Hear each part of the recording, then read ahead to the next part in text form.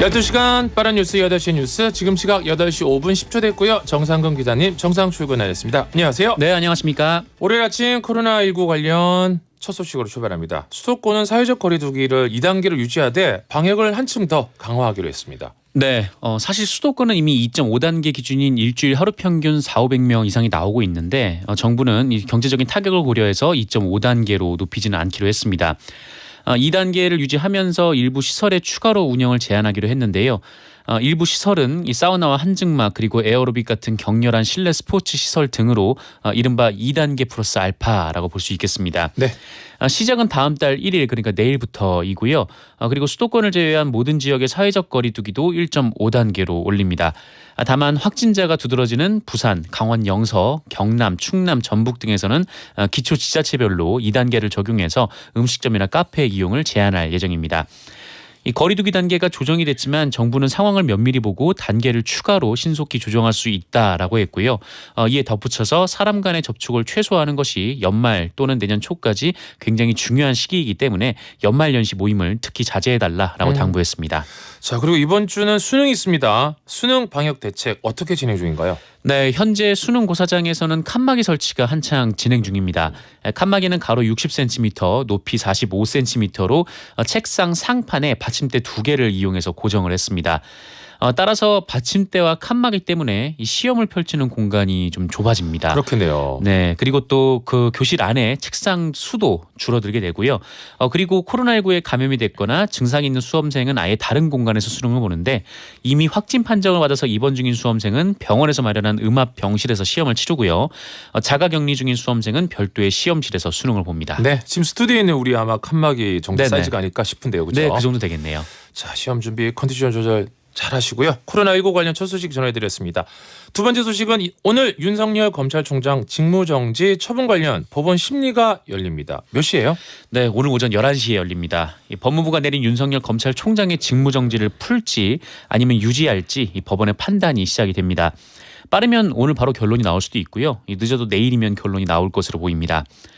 한편 지난 주말 최대 쟁점인 판사 사찰 의혹을 두고 이 법무부 감찰 담당관실에 파견을 나간 검사가 불법 사찰 논란이 벌어졌던 문건을 본인이 직접 법리 검토했다라면서 본인은 불법 사찰이 아니라고 결론을 내렸는데 이 법무부 보고서에 자신의 의견이 삭제됐다 이렇게 주장을 했습니다.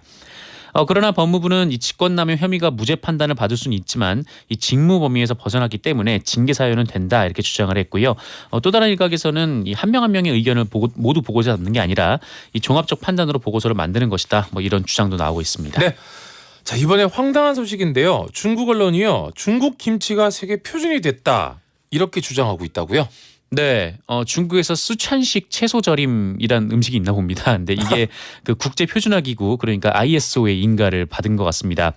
받았습니다. 네. 그러자 이 중국의 유력 매체인 황구시보가 쓰촨식 김치가 국제 표준이 됐다라면서 김치 종주국인 한국은 굴욕을 당했다 이렇게 보도를 했는데요.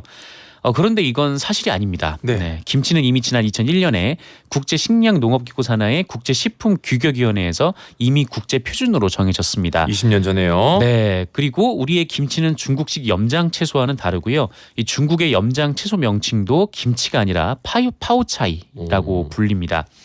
이 중국 언론은 김치가 한국식 파오차이다 이렇게 주장을 하고 있는데 뭐 전혀 다른 것이고 오히려 파오차이가 늦게 국제 표준으로 인정받았다고 보는 게 맞다라는 것이 전문가들의 의견입니다.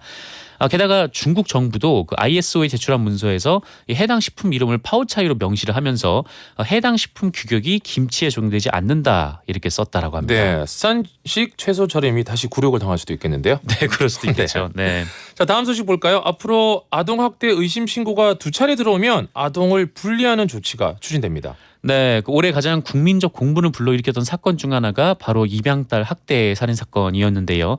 무려 3차례나 학대 의심 신고가 접수가 됐지만 이 양부모와 분리를 못해서 결국 끔찍한 일이 벌어졌었습니다. 이에 경찰은 앞으로 1년 안에 학대 의심 신고가 2번 들어온 아동의 몸에서 이 멍과 상처가 발견이 되면 이 지자체의 결정 없이도 바로 보호자로부터 아동을 떼놓는 방안을 법 개정을 통해 추진할 계획이다라고 밝혔습니다. 그리고 신고 기간과 관계없이 두 번째 학대 의심 신고 때는 응급 조치를 의무화하도록 했고요. 그리고 피해 아동의 그 이웃과 의료진 그리고 보육기관 종사자 등 주변 인물까지 직접 만나서 평소에 아동학대 의심 정황이 있는지 조사하겠다라고 덧붙였습니다. 네, 오늘 마지막 소식. 오늘도 엔딩은 슈퍼소닉 손흥민 선수인가요? 네. 프리미어리그 이달의 선수에 뽑혔죠. 네, 이 지난달 리그 3경기에서 모두 득점포를 가동하는 등 4개의 골과 2개의 도움을 기록한 손흥민 선수가 리그 20개 구단 주장과 전문가 투표를 종합한 결과 팀 동료 해리 케인을 비롯한 쟁쟁한 후보들을 제치고 10월의 선수로 선정이 됐습니다. 지난 10월에 이 손흥민 선수가 이 세계 최고의 선수들이 모인 이 프리미어리그에서 제일 잘했다라는 것이죠. 이 손흥민 선수는 2016년 9월과 2017년 4월에 이어서 통산 3번째 이달의 선수를 수상했는데요. 이 손흥민 선수는 여러 좋은 선수가 상을 받을 만한 활약을 펼쳤다라면서 그래서 3번째로 수상한 것이 더욱 의미가 있다라고 말을 했다고 합니다. 네, 자, 영국에 있지만 늘 근처에 있는 것 같아요. 네, 항상 가까이 있는 것 같습니다. 그렇습니다. 네. 자, 오늘 소식은 여기까지 듣고요. 자, 지금까지 정상근 기자님이었습니다. 기자님 고맙습니다. 네, 고맙습니다. 우리 아이디가 철가루 지연이 님인가요? 철업디 11월 마지막 날이네요. 내일이면 2020년 달력의 마지막 장인데 유독 아쉬웠던 날들이 많았던 올해. 그래도 잘해왔으니 조금 더 힘내볼게요. 철가루들도 파이팅 하시면서 적재에 반짝 빛나던 나의 2006년 시청합니다. 함께 들을까요?